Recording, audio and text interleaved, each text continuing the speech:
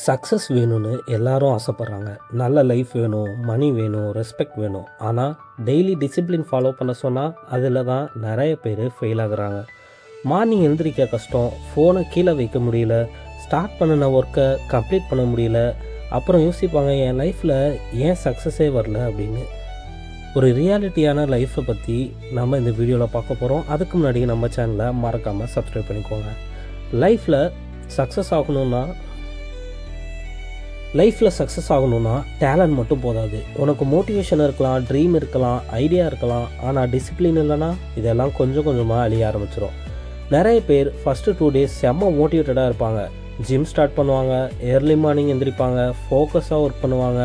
But few days கழித்து again old habits தான். பழையபடி சோம்பேறித்தனமாக இருக்கிறது, ஒர்க்கை ஃபாலோ பண்ணாமல் இருக்கிறது, இதையே தான் ஸ்டார்ட் பண்ணுவாங்க. ஏன்னா மோட்டிவேஷன் கொஞ்ச நேரம் தான் நிலச்சின்னு இருக்கும், ஆனால் டிசிப்ளின் பர்மனெண்ட்டாக இருக்கும்.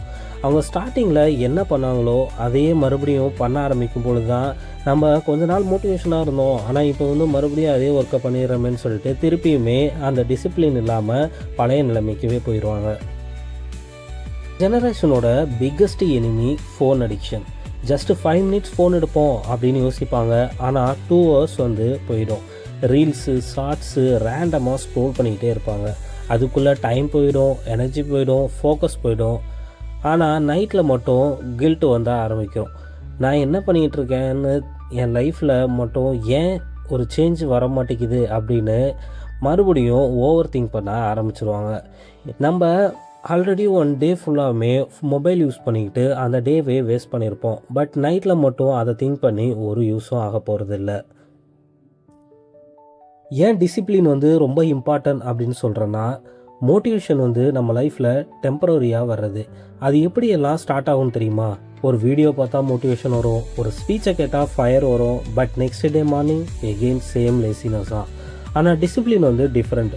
டிசிப்ளின்னா என்னென்னா, டுடே இந்த ஒர்க்கை பண்ணணுன்னு திங்க் பண்ணாலும் நீங்கள் பண்ணுவீங்க, இல்லை இந்த ஒர்க்கை பண்ண எனக்கு விருப்பமே இல்லை அப்படின்னாலும் அந்த ஒர்க்கை நீங்கள் கண்டிப்பாக பண்ணி முடிச்சிருப்பீங்க. அதுதான் மோட்டிவேஷனுக்கும் டிசிப்ளினுக்கும் உள்ள டிஃப்ரென்ஸ். நான் ஒரு ஹார்ட் ட்ரூத் சொல்லட்டுமா? உன் லைஃப்பை யாரும் சேஞ்ச் பண்ண மாட்டாங்க. உன் ஃபேமிலி இல்லை, ஃப்ரெண்ட்ஸ் இல்லை, மோட்டிவேஷன் ஸ்பீக்கர் இல்லை, நீ தான் சேஞ்ச் பண்ணிக்கணும். டெய்லி கொஞ்சம் இம்ப்ரூவ் ஆனால் போதும். 1% இம்ப்ரூவ்மெண்ட் எவ்ரிடே. 1 year அப்புறம் நீ வேறு லெவலில் இருப்ப. இதுதான் லைஃபோட ரியாலிட்டி. அதை எப்படி ப்ராக்டிக்கலாக ஸ்டெப் பை ஸ்டெப் பண்ணுறது அப்படின்றத பார்ப்போம்.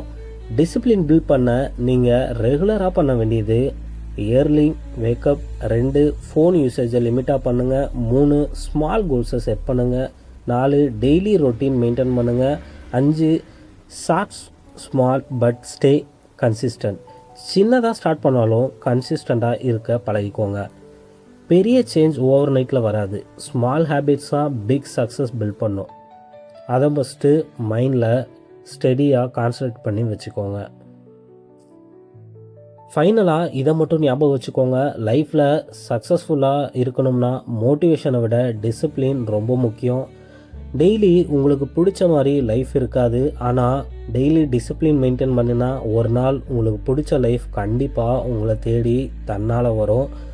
ஒன்று மட்டும் ஞாபகம் வச்சுக்கோங்க, motivation starts you, discipline transform you. இதுதான் லைஃபோட பிக்